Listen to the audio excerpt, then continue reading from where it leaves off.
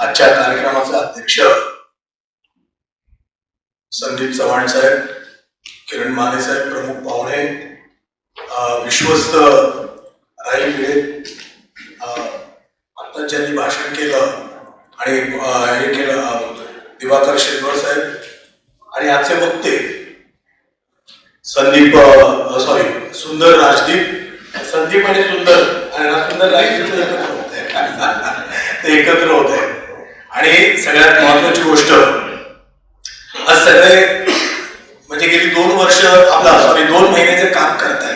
ते पाठीमागे बसले, तर प्रत्येक जण, राजू रोटे असतील, संजय कांबळे असतील, आणि आमचे नामदेव साबळे असतील, किंवा प्रमोद नाईक, जालिंदर यादव साहेब, आणि हे सगळे त्यांनी खूप काम केलंय गेली 2 महिने हे सगळं घडवण्यासाठी.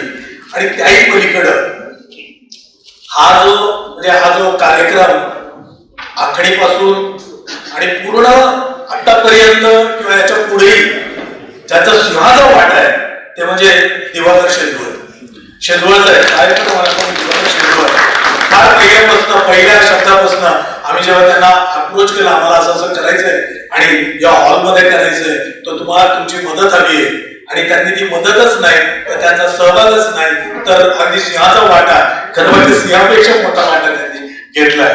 आणि त्याचबरोबर म्हणजे संदीप चव्हाण साहेबांनी सुद्धा याही पलीकडे मला म्हणजे माफी सुद्धा मागायची आणि त्यांचं धन्यवादही करायचे की जे समोर बसले, खरं म्हणजे ते सगळे इथं बसणारे, पण आज ते इथं समोर बसले. आणि प्रत्येक जण म्हणजे प्रत्येकाचं नाव घेऊन मी सांगतो, त्यांची मी माफी मागतो. आणि दुसरी गोष्ट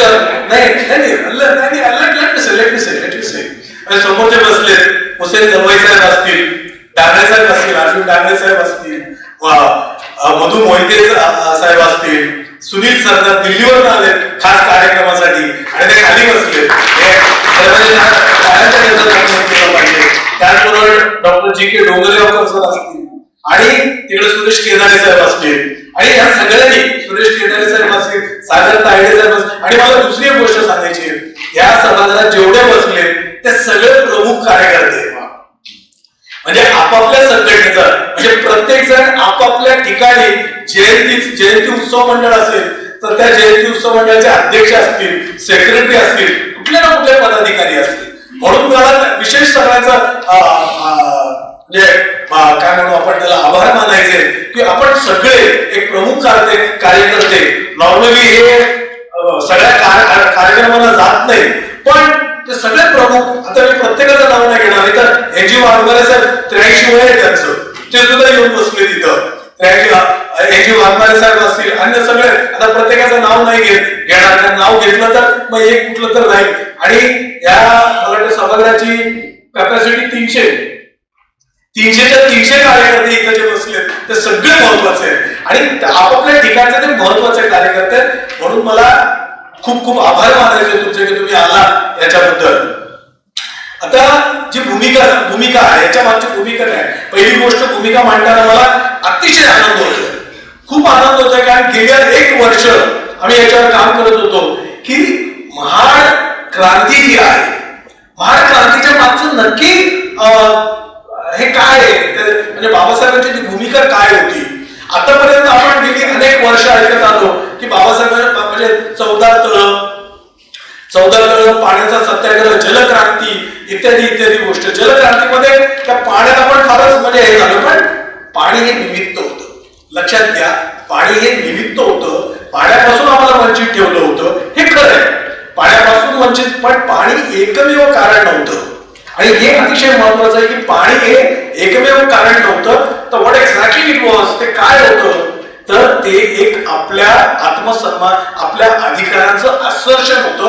तो एक एल्गार होता, आपल्या अधिकारांचा तो एक एल्गार होता. हे आपल्याला इथं लक्षात घेतलं पाहिजे. पाण्याच्या पलीकडची गोष्ट ही फक्त पाण्यापर्यंत मर्यादित सीमित राहता कामा नये. तर आपल्या जे काही आपले अधिकार आहेत, तर आपले अधिकार कोणते?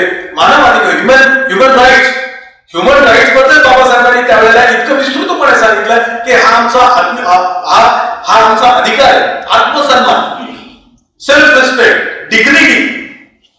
आणि या विषय होते की हे आमचे अधिकार आम्हाला कोणत्याही परिस्थितीत मिळाले पाहिजे. त्याचबरोबर समता.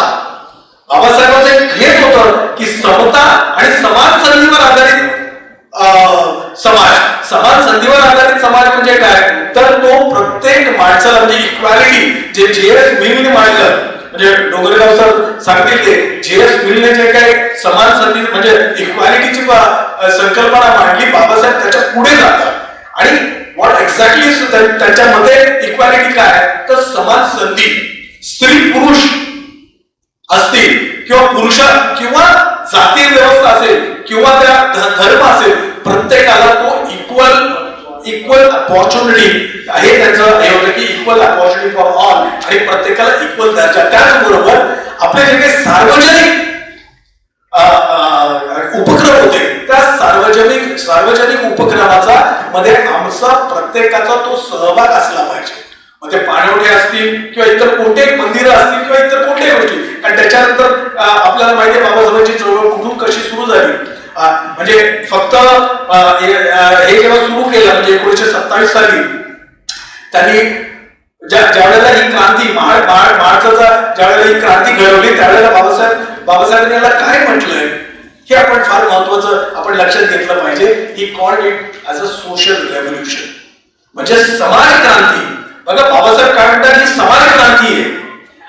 परंतु आपण त्या समाज क्रांतीचा विषय न घेता आपण कुठेतरी ते 14 तळं आणि पाणी इथंच कुठेतरी गुंतलेलो आहोत. अर्थात ते सिंबॉलिक होतं आणि ते तितकंच महत्वाचं होतं. पण ही जी दुसरी बाजू आहे ती आपण नेहमी विसरलोय. आता ही दुसरी बाजू सांगण्याचं कारण काय, ही दुसरी बाजू सांगण्याचं कारण हे आहे की आत्मसन्मान असेल, तो स्वाभिमान असेल, समान संधीचा अधिकार असेल, हे सगळे अधिकार बाबासाहेब सांगत असताना हे जर आपण पाहिलं तर याची तुलना कुठं होते, ह्याची तुलना होते लक्षात घ्या फ्रेंच क्रांतीशी.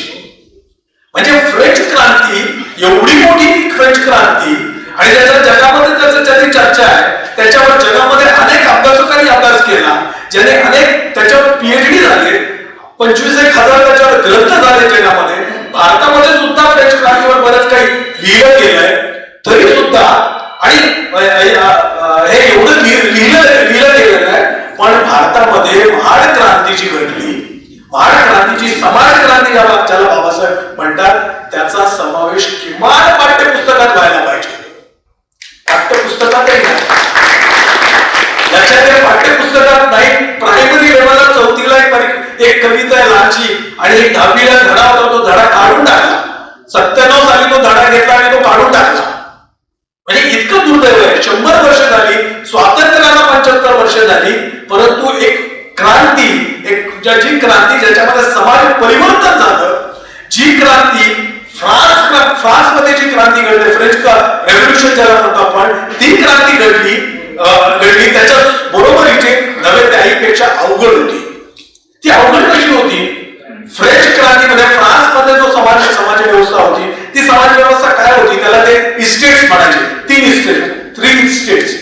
तर 3 इस्टेट्स काय होतं, तर पहिला इस्टेट होतं ते क्लर्जी म्हणजे चर्च नंतर त्याचं नोबल म्हणजे त्यांचं जे काही राजे रजवाडे वगैरे जे काही नोबल आणि राजा, तो राजाही त्याच्यामध्ये. हे सेकंड इस्टेट. लक्षात घ्या, church was the first estate आणि सेकंड इस्टेट दुसरी इस्टेट काय होती, तर ती नोबल आणि राजा ह्या सगळे होती. आणि तिसरी इस्टेट जी होती ती कॉमन लोकांची होती, ज्याच्यामध्ये शेतकरी आला, कामगार आले, सर्वसामान्य लोक आले, पार्टिसन आले, हे सगळे त्याच्यामध्ये आले. म्हणजे आणि हे किती टक्के होते? 1% चर्च होता. क्लर्जी जो ग्रुप आहे तो 1% होता. जो राजे रजवाडे आणि जे काही हे होते, नोबल्स होते, ते 1% होते आणि खाली 98% होते. म्हणजे खालचा जो वर्ग होता तो 98% होता. असे ते 3 इस्टेट्स होते. परंतु ते आर्थिक काय म्हणतो आधारावर होते. त्याचा निकष काय होता, तो आर्थिक होता. इट वॉज म्हणजे इकॉनॉमी ही त्याचा आर्थिक म्हणजे त्याचा आधार होता. भारतामध्ये त्याहून अवघड अशी परिस्थिती होती. भारतामध्ये हजारो वर्ष जी आपण जी व्यवस्था होती, जी जाती व्यवस्था होती, त्या जाती व्यवस्थेलाशी लढणं हे खरं म्हणजे फ्रेंचच्या जे 98% लोक होते त्याच्यावरून खूप अत्यंत अवघड अशी गोष्ट होती, अत्यंत अवघड अशी ती गोष्ट होती. आणि त्याचा तो लढा एक ओंजळवर पाणी जे आपण घेतलं, ते जे त्यावेळेला बाबासाहेबांनी घेतलं, ते ओंजळवर पाण्यामुळे काय केलं तर इथल्या जाती व्यवस्थेला एक भूकंप आला, ते हादरवून टाकलं बाबासाहेब. लक्षात घ्या, ते बाबासाहेबांनी हादरवून टाकलं. झाले होते ते. आणि त्यावेळेला तो जो हादरा होता तो बसलेला, तो वरपासून खालपर्यंत ज्या प्रकारे तो हादरवला बाबासाहेबांनी, हे एक महनीय काम होतं. परंतु सच ए इम्पॉर्टंट इव्हेंट, सच ए इम्पॉर्टंट रेव्होल्युशन, सोशल रेव्होल्युशन आहे, परंतु त्याची दखल इथल्या पाठ्यपुस्तकात सुद्धा घेतली गेली नाही.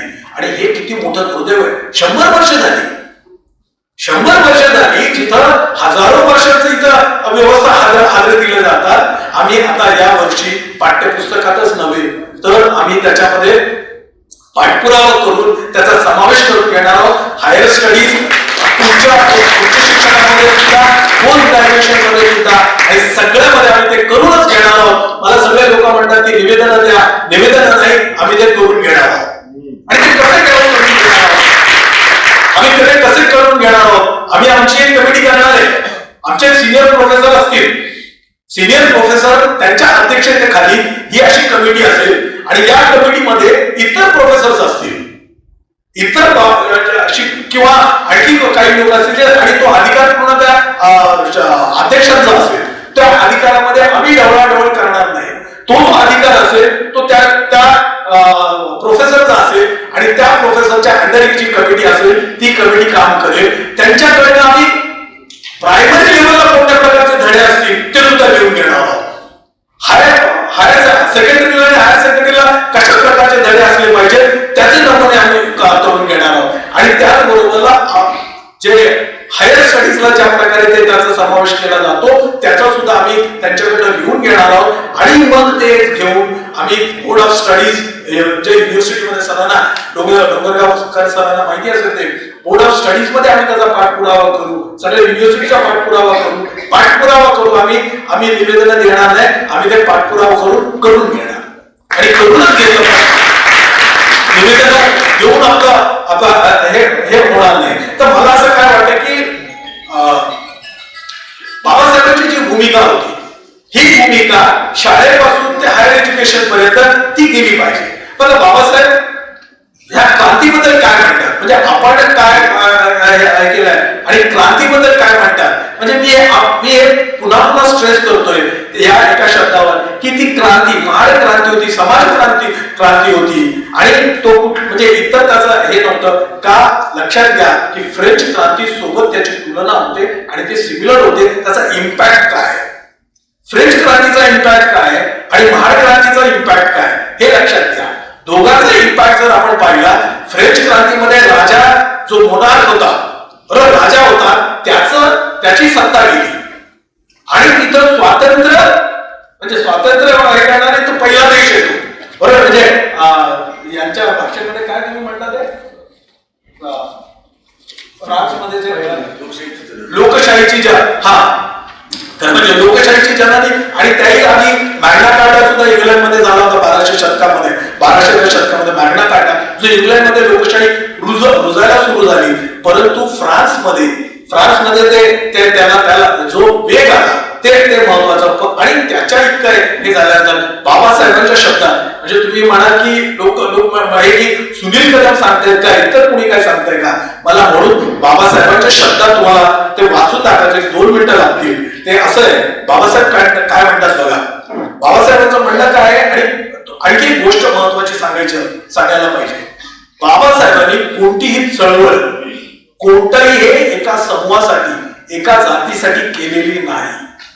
ती कोणत्याही एका जातीसाठी केली नाही, तर ही चळवळ ही देशासाठी केलेली, देशाचं हित लक्षात घेऊन केलेली आहे, देशाचा विकास. बाबासाहेब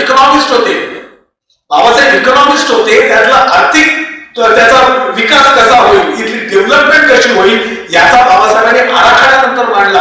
आणि हे तुम्हाला माहिती आहे की 27ला ही क्रांती घडली, 31ला बाबासाहेबांनी शेतकऱ्यांचा लढा केला, आंदोलन केलं, त्याच्यानंतर बाबासाहेबांनी तो जो पक्ष निर्माण केला त्यात नाही झाला आणि नंतर बाबासाहेब त्यावेळेला व्हॉइसरॉयचे काय म्हणतो आपण व्हॉइसरॉयच्या मंत्रिमंडळात होते. त्यावेळेला बाबासाहेबांनी इथल्या आर्थिक विकासाचा पाया रचला. म्हणजे जर आपण पहिले 5 पंचवार्षिक योजना जर पाहिल्या, first year plan, second year, third year, fourth year आणि 5 इयरचा प्लॅन बघितला, त्याचा सगळा जो काही आराखडा होता तो त्याचं जे फाउंडेशन, त्याचे नीव, त्याचा जो बेस होता तो 42 ते 46 मध्ये बाबासाहेबांनी केलेल्या कामगिरीमध्ये होता. लक्षात घ्या. म्हणजे पाण्याचं नियोजन, शेतकऱ्याचं नियोजन, कामगारांचं नियोजन, इथल्या इंडस्ट्रियलिस्ट म्हणजे इथं वीज निर्माण झाली पाहिजे आणि वीज स्वस्त मिळाली पाहिजे. म्हणजे 1943 साली बाबासाहेब म्हणतात की इथं वीज स्वस्त मिळाली पाहिजे. का तर आपल्याला इथं जर औद्योगिकरण पाहिजे असेल तर ते करायचं होतं. म्हणजे थोडक्यात काय की बाबासाहेबांनी प्रत्येक गोष्ट जी केली ते देशहित लक्षात घेऊन, म्हणजे जे आरक्षण दिलं तर लोकांचा समज असा आहे की हे आरक्षण म्हणजे काय, एक विशिष्ट वर्गासाठी आहे, विशिष्ट जातीसाठी आहे, वर्गासाठी नव्हे, ते एक समूहासाठी आहे. नंतर ओबीसी साठी आणि सगळं बाबासाहेबांनी 341, 342, 340 याच्यामध्ये दिलंच आहे. परंतु ते करत असताना एक लक्षात घ्या, आरक्षणाचं एकच ओळ सांगतो मी तुम्हाला की जिथं ज्या ज्या राज्यामध्ये, या देशामध्ये, या देशातल्या ज्या ज्या राज्यामध्ये आरक्षण चांगलं इम्प्लिमेंट झालंय तिथला जीडीपी जास्त आहे, तिथला विकास जास्त आहे, तिथली प्रगती जास्त आहे. आणि हे मी 2006 जेव्हा म्हणालो एनडीटीव्हीवर, त्याच्यानंतर चिदंबरांनी, म्हणजे चिदंबरम त्यावेळेला मिनिस्टर होते, त्यानंतर त्यांनी याची मांडणी केली आणि त्यांनी त्यांच्या भाषेत सांगितलं, आयरॉनिकली, म्हणजे ती त्यांचा भाषा, त्यांचे शब्द हुसेन दलवाई साहेबांना माहिती आहे, ironically it so happened that the states who have implemented a reservation in proper way have developed better than any other states. हे त्यांचं विधान होतं. म्हणजे चिदंबरम म्हणजे काय तर आरक्षणामुळे या देशाचा फायदा झालेला आहे, आरक्षणामुळे या देशाचा फायदा झालेला आहे नव्हे, आरक्षणामुळे हा देश एक राहिलेला आहे.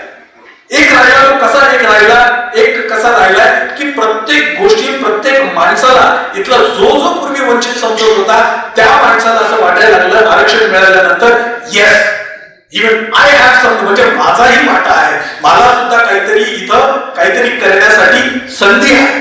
ही संधी आरक्षण मिळवून देतं. मग तो आदिवासी असेल किंवा शेवटचा माणूस असेल, त्या प्रत्येकाला. आणि एवढंच नाही तर रिजनल सुद्धा आहे त्याच्यामध्ये, म्हणजे रिजनल आरक्षण सुद्धा आहे की या इथं जिथं काय म्हणतो आपण हिली रिजन, म्हणजे पहाडी जो हे आहे त्याला एक वेगळं आरक्षण आहे, त्यांच्यासाठी वेगळ्या सवलती आहेत, प्रत्येक मराठवाड्यासाठी वेगळ्या सवलती आहे. म्हणजे प्रत्येक रिजनल जे आहे त्या विभागीय जे त्यांच्यासाठी सुद्धा त्यांनी वेगवेगळ्या आरक्षण, वेगवेगळ्या प्रकारच्या सवलती दिल्या. लक्षात घ्या, याच्यामुळे हा देश एक राहिलेला आहे आणि तो आरक्षणामुळे राहिलेला आहे. ही मांडणी आपण याच्या पुढे केली पाहिजे. हे विभागणी, आरक्षण हे विभागण्यासाठी नाही तर एक राहण्यासाठी. थोडक्यात काय की बाबासाहेबांचं प्रत्येक पाऊल हे इथल्या समाजासाठी, इथल्या प्रत्येक समाजातल्या घटकासाठी, तो ब्राह्मण असेल किंवा तो दलित असेल किंवा तो आदिवासी असेल, यांना समोर ठेवूनच त्यांनी केलेलं इथलं नियोजन आहे, हे लक्षात ठेवलं पाहिजे. थोडक्यात जी महाडची क्रांती झाली आहे त्या महाडच्या क्रांतीमुळे ह्या देशाला सुद्धा त्याचा मोठा फायदा झालेला आहे. आणि या देशाची डेव्हलपमेंटला जर काही हे झालं असेल तर ती महाडची क्रांती, हे लक्षात, की महाडची समाज क्रांती, कारण इकडचा समाज बदलण्याचा आणि याचा इम्पॅक्ट काय. मागे वळून बघा, एक अर्थतज्ञ, एक तरुण अर्थतज्ञ कोलंबिया विद्यापीठात येतो आणि ते बडोद्यामध्ये ते नोकरीला जातात. नोकरीला गेल्यानंतर एक अर्थतज्ञ, लक्षात घ्या, त्यांना फाईल फेकून दिली जाते. फाईल फेकून दिली जाते. प्यायला मडकं असतं, त्या मडक्यामध्ये सेपरेट मडकं त्यांना दिलेलं असतं. त्या मडक्यात पाणी पिण्यासाठी ते मडकं वापरलं जातं. त्यांना राहायला जागा नव्हती, बरोबर आहे. आणि नंतर ते डीएससी, लंडनमधलं डीएससी म्हणजे लंडन स्कूल ऑफ इकॉनॉमिक्स मधनं त्यांनी डीएससी केली. डीएससी केलं, बॅरिस्टर झाले. असं होऊन सुद्धा बाबासाहेबांना त्यावेळेला ज्या काही ट्रीटमेंट मिळत होती, एवढ्या मोठ्या माणसाला ही ट्रीटमेंट मिळत होती. लक्षात घ्या, या माणसाने नंतर एवढी मोठी क्रांती घडवली की आज कायद्यानं ती गोष्ट कोणी करू शकणार नाही. ती अस्पृश्यता घालवली. हा इम्पॅक्ट आहे त्या महाड क्रांतीचा. महाड क्रांतीचा हा इम्पॅक्ट आहे की अस्पृश्यता कायद्यात आपल्याला म्हणजे या देशाला घालवावी लागली, कायदा आणावा लागला आणि मग नंतरचे काही कायदे झाले, अट्रॉसिटी ऍक्ट वगैरे वगैरे ज्या काही गोष्टी झाल्या, ह्या 100 वर्षामध्ये झालेला हा बदल आहे. हजारो वर्षांची जी व्यवस्था आहे ती बदलण्याला कुठं सुरू झाली, म्हणजे तिथून सुरू झाली. पण मला आणखी एक नमूद केलं पाहिजे इथं की we have walked a long distance. आपण खूप अंतर चाललोय, पण त्याहून अधिक अंतर आपल्याला चालायचं की अजून प्रगती खूप आहे, बाकी आहे. कारण खालचा जो वर्ग आहे तो अजूनही वर आलेला नाही. म्हणजे बाबासाहेबांना जे अभिप्रेत होतं ते झालं नाही. जो वर्ग पुढे आला म्हणजे सूरपाट्यामध्ये आपण बघतो ना की तिकडनं तो सूरपाट्या त्या पाट्यातनं पुढे जावं लागतं आणि तिथनं जो पाणी घेऊन येतो, अजूनही ते पाणी आम्ही त्या प्रकारे सूरपाट्यात असतं ते आम्ही घेऊन आलेलो नाही. तर ती प्रगती खालच्या पर्यंत ज्या प्रकारे जायला पाहिजे ती गेली नाही. त्याला कारण असू शकतं, वेगवेगळी कारण असू शकतात. ती कारण मीमांसा आपण नंतर करू. पण ही जी कारण आहे ते आपल्याला ऍड्रेस केलं पाहिजे आणि त्या माध्यमातून आपल्याला या देशाची लक्षात घ्या. आणि एक गोष्ट याच्यामध्ये सांगतो आणि मग देशाच्या प्रगतीची बाबासाहेबांना काय चिंता होती आणि याच्यात काय केलं त्यांनी सांगतो. 1917 साली शेतकऱ्यांसाठी बाबासाहेबांनी जे लिहिलं बरोबर आहे ते आज कुठेतरी हे होत आहे. त्यावेळेला बाबासाहेबांनी सांगितलं फक्त शेतीवर हे भारतातला शेतकरी जगू शकत नाही, त्याला जोडधंदे पाहिजे. तर जोडधंदे नाही तर मुख्य धंदे पाहिजे. आणि याचं म्हणजे हे मी सांगताना का सांगतो मी नेहमी, कारण हे कुणी फॉलो केलं, चीनमध्ये 1948 साली क्रांती घडली आणि तिकडे गावागावामध्ये इंडस्ट्री गेली, सांगितलं बाबासाहेब भारतीय, घेतलं कुणी चीनने आणि चीन आज सगळ्यात मोठा म्हणजे प्रगती केलेला देश आहे. आणि ते जे बाबासाहेबांनी सांगितलं अजून नाही. बाबासाहेबांनी काय सांगितलं होतं, जगामध्ये त्याच्यावर अभ्यास केला जातो. तो अभ्यास काय त्याच्यामध्ये farm and non farm linkages. म्हणजे फार्म म्हणजे शेती आणि शेतीबरोबर असलेला उद्योग, या उद्योगामध्ये आपण गेलं पाहिजे. बाबासाहेब त्यावेळेला सांगत होते. आता 1917ला पण 100 वर्ष होऊन गेले, भारतामध्ये होत नाही पण जगामध्ये या विषयावर खूप मोठा अभ्यास केला जातो. अनेक लोकांनी पीएचडी केली. Farm and non farm linkages भारतामध्ये थांबता नाही. म्हणजे बाबासाहेबांना जी चिंता असायची ती आरक्षण किंवा त्यांनी जी महाड क्रांती घडवली ती फक्त एका समूहासाठी नाही, हे मला इथं नमूद करायचंय. आणि जाता जाता म्हणजे त्यांच्या शब्दामध्ये सांगायचंय, बाबासाहेब काय म्हणतात, हे कार्य असं स्वहिताचे आहे तसेच हे कार्य राष्ट्रहिताचे पण आहे. म्हणजे बाबासाहेबांनी घेतलेलं प्रत्येक पाऊल, टाकलेलं प्रत्येक पाऊल हे स्वहिताचं म्हणजे त्या समाजाच्या हिताचं नाही, बाबासाहेबांच्या समाजाच्या हिताचं नाही. तसंच ते एससी एसटी ओबीसी नंतर ज्याला आपण क्लासिफिकेशन करतो त्याच्या हिताचं नाही, तर ते राष्ट्रहिताचं आहे. आणि त्याच्यामध्ये त्यांनी सांगितलं होतं की भारत आणि भारतीय राष्ट्रीयत्व हे महत्वाचं आहे. आणि ते का, तर तुम्ही धार्मिक आधारावर जर तुम्ही हे करत बसला तर त्या धर्माचे इतके तुकडे आहेत तर त्याच्यामुळे धार्मिक राष्ट्रीयत्व होऊ शकत नाही, तर भारतीय हेच राष्ट्रीयत्व होऊ शकतं. हे काय याच्यामध्ये सांगितलं, हे राष्ट्रहिताची गोष्ट. पुढे बाबासाहेब काय म्हणतात की राष्ट्रहिताचंच आहे. चातुर्वर्ण्य अंतर्गत अस्पृश्यता नाहीशी झाल्याशिवाय हिंदू समाजातला तरुणोपाय नाही. ज्या समाज क्रांतीचा आज इथं प्रारंभ होत आहे ती समाज क्रांती शांततेनं घडून येवो अशी मी या ठिकाणी प्रार्थना करतो. ही समाज क्रांती शांततेने घडून देण्याची जबाबदारी आमच्यापेक्षा आमच्या प्रतिपक्षावर आहे, जास्त प्रमाणात आहे. याबद्दल कोणालाही शंका घेता येणार नाही. ही समाज क्रांती अत्याचारी होईल किंवा अन्यात्याचारी होईल हे सर्वस्वी स्पृश्य लोकांच्या वागणुकीवर अवलंबून आहे. ही वॉर्निंग होती त्याची. 1979 सालच्या फ्रेंच राष्ट्रीय सभेत अत्याचार केल्याबद्दल जे लोक दोष देतात त्या लोकांना एका गोष्टीचा विसर पडतो ती की फ्रेंच राष्ट्रीय सभेला फ्रान्स देशातील राजाने कपटाने वागविले नसते, वरिष्ठ प्रजेने जर विरोध केला नसता, परकीयाची मदत घेऊन तिला दडपून टाकण्याचे पाप केले नसते, तर तिला क्रांतीच्या कार्यात अत्याचार करावा लागला नसता आणि सर्व समाज क्रांती शांततेने पार पडली असती. आमच्या प्रतिपक्षाचंही आमचे सांगणे की तुम्ही आम्हाला विरोध करू नका, परकीय सरकारची आदर प्राधान्याची मदत घेऊन आमच्यावर चढाई करू नका, शास्त्रांना झुगारून द्या, न्यायाला अनुसरा आणि आम्ही खात्री देतो की हा कार्यक्रम आम्ही शांततेने पार पाडू. म्हणजे प्रत्येक गोष्ट सांगताना समाजाची, देशाचं हित बाबासाहेबांना होतं, याच्यात आपल्याला सांगता येईल. आता याचबरोबर जसं शेजवळ साहेबांनी सांगितलं की आम्ही पुढे काय करणार आहोत. या राज्यातल्या प्रत्येक जिल्ह्यामध्ये किंवा जे काही जिल्ह्यामध्ये आम्ही काम करू, जिल्हा असेल, गाव पातळी असेल, या ठिकाणी आम्ही जाणार आहोत. म्हणजे आपण सगळे जाणार आहोत. म्हणजे आपणही सोबत असू, आपण सगळेच सोबत असू, आपण जाऊ, त्या राज्यामध्ये जाऊ. त्याच्यामध्ये बाबासाहेबांनी जे पहिल्या भाषणात सांगितलं, 19 तारखेच्या भाषणात सांगितलं, शिक्षण. पहिली बाबासाहेबांच्या प्रत्येक गोष्टीमध्ये शिक्षण हे प्राथमिकता होती. तर आम्ही शिक्षणासाठी, मार्गदर्शनासाठी वेगवेगळे, जसं आम्ही तळ्याला एक सेंटर आहे आमचं, करिअर डेव्हलपमेंट सेंटर, नाव वेगवेगळं देऊ, तसंच सेंटर 358 तालुक्यात झालं पाहिजे. या 358 तालुके महाराष्ट्रात आहेत, त्या प्रत्येक तालुक्यामध्ये असं सेंटर झालं पाहिजे, हा आम्ही प्रयत्न करणार आहोत. प्रत्येक विद्यार्थी म्हणजे त्याच्यामध्ये आमचं हे की ज्या वेळेला युपीएससी साठी विद्यार्थ्यांना मार्गदर्शन हवं असतं किंवा उच्च शिक्षणासाठी लोकांना जायचं असतं, त्यावेळेला त्यांना पुण्या, मुंबई, नागपूरला जावं लागतं. तर आपण हा प्रयत्न करणार आहोत की त्यांच्या गावात राहून, त्या सेंटरला जाऊन या मुलांना त्या प्रकारचं शिक्षण मिळेल, त्या प्रकारचं मार्गदर्शन मिळेल. आणि तो मुलगा मुंबईला फक्त लंडनची फ्लाईट घ्यायला आहे, त्याला सगळं त्याला तिथे मिळेल, सगळं मार्गदर्शन त्याला तिथं मिळेल आणि एक फ्लाईट तिथं मिळेल, फ्लाईट घ्यायला तो इथं मुंबईत येईल. एवढा हा प्रयत्न हे करणार होता. याचा प्रचार आणि प्रसार झाला पाहिजे, हा आम्ही प्रयत्न करणार. कारण हे बाबासाहेबांनी आम्हाला सांगितलं, बाबासाहेबांनी त्या भाषणात सांगितले, म्हणजे बाबासाहेबांनी आमच्या कानात येऊन सांगितलेलं आहे. बरोबर, म्हणून आपण ते करणार आहोत. जसं मी नेहमी म्हणतो की बाबासाहेबांचं सांगण्याचा एक काय म्हणतो, एक इम्पॅक्ट होता. बाबासाहेब त्यावेळेला त्यांचं अस्तित्व होतं, त्यावेळेला एक वेगळा प्रकार होता, म्हणजे वातावरण होतं. ते वातावरण काय होतं, ते इथं जालिंदर यादव बसले, त्यांच्या वडिलांनी, म्हणजे त्यांच्या वडिलांनी काय केलं माहिती, त्यांच्या वडिलांना कोणीतरी सांगितलं की, म्हणजे त्यांनी विचारलं की बाबासाहेबांचं भाषण ऐकायला गेला तुम्ही, काय घडलं. त्यामुळे काय नाही, बाबासाहेबांनी सांगितलं पोरांना शिकवा. बाबासाहेबांनी सांगितलं पोरांना शिकवा.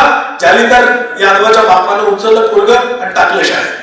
आणि नुसतं शाळेत नाही तर मिलिंद महाविद्यालय, आणि आज मॅथमॅटिक्स घेऊन जालिंदर यादव ग्रॅज्युएट झाला. तर हा जो बाबासाहेबांचा इम्पॅक्ट आहे, हा जो बाबासाहेबांचा इम्पॅक्ट आहे, तो आपण बाबासाहेब सांगून तो इम्पॅक्ट घडवूया. तो आपण करू शकतो. आम्ही ते तळ्याच्या रायगड जिल्ह्यामध्ये त्याच्यामध्ये तो बघितला. आणि त्याबरोबर रोजगार, उद्योजकता आणि या सगळ्या गोष्टीचं मार्गदर्शन झालं पाहिजे, हा आपण प्रयत्न करणार होतो. कारण हे खरं म्हणजे काय म्हणू आपण, जमिनीचं काम, म्हणजे जमिनीवरचं काम आहे, प्रॅक्टिकल काम ही आहे असं म्हणजे आम्हाला वाटतं. आपल्याला सगळ्यांना हे वाटतं की आपण सगळे नेहमी हेच म्हणत होतो, अरे प्रॅक्टिकल काहीतरी द्या, नुसतं भाषण देऊ नका, भाषण देऊ नका, नुसते आता थिअरी खूप झाली, प्रॅक्टिकल काय पाहिजे. तर प्रॅक्टिकल 4 वर्ष आम्ही तिथं करतोय. आज आमच्याकडं म्हणजे आम्ही महिलांना काम देतो आणि तिथं महिलांना एवढं काम, आज तिथल्या तळ्याच्या महिला 10 ते 15 हजार रुपये कमवतात.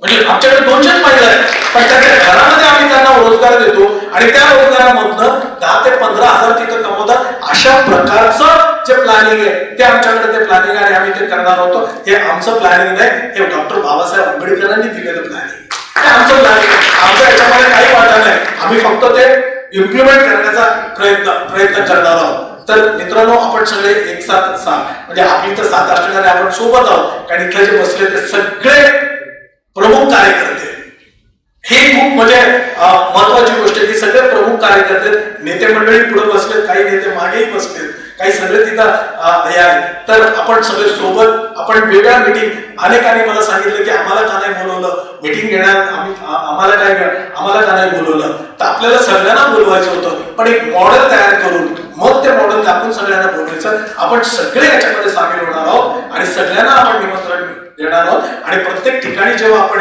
जाऊ अशा प्रकारच्या सभा घ्यायला आणि अशा प्रकारचे इम्प्लिमेंट करायला, त्यावेळेला आपण सगळ्यांना निमंत्रित करणार आहोत. हे आणि आपली साथ मिळणार, याच्याबद्दल वादच नाही. दुसरं महत्वाचं की बाबासाहेबांनी भाषणामध्ये, म्हणजे कसं आहे, बाबासाहेब मिसइंटरप्रिटेड खूप झालेले. ते जाणीवपूर्वकही झाले असतील, अजाणतेपणे झाले असतील.